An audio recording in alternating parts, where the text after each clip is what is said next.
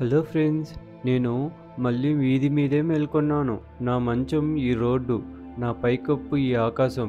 ప్రతిరోజులాగే మేల్కొన్న వెంటనే నా పని మొదలవుతుంది. అది ఆహారం కోసం వెతకడం.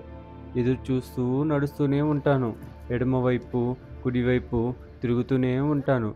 కానీ ఎక్కువసార్లు ఏమీ దొరకదు. కొన్నిసార్లు దయగల మనిషి ఒక బిస్కెట్ వేస్తాడు. అది నాకు పండగ. ఒకరోజు ఒక మనిషి నా దగ్గరికొచ్చాడు.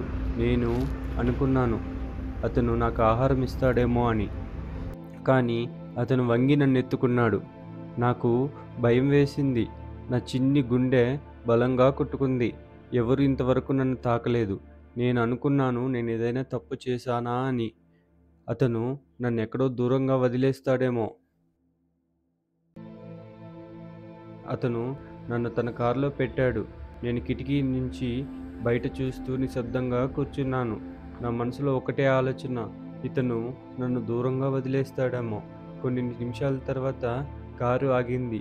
నా పాదాలు వణికాయి. ఇదేనా ముగింపు అనిపించింది.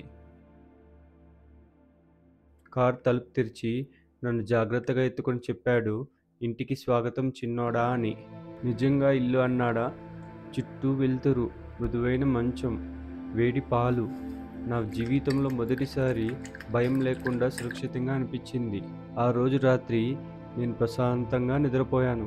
ఆకలి లేదు, భయం లేదు, ఒంటరితనం లేదు. ఇప్పుడు నేను వీధి పప్పి కాదు. నాకొక ఇల్లు దొరికింది. ఇంతకీ నా పేరేంటో చెప్పలేదు కదా! నా పేరు లియో.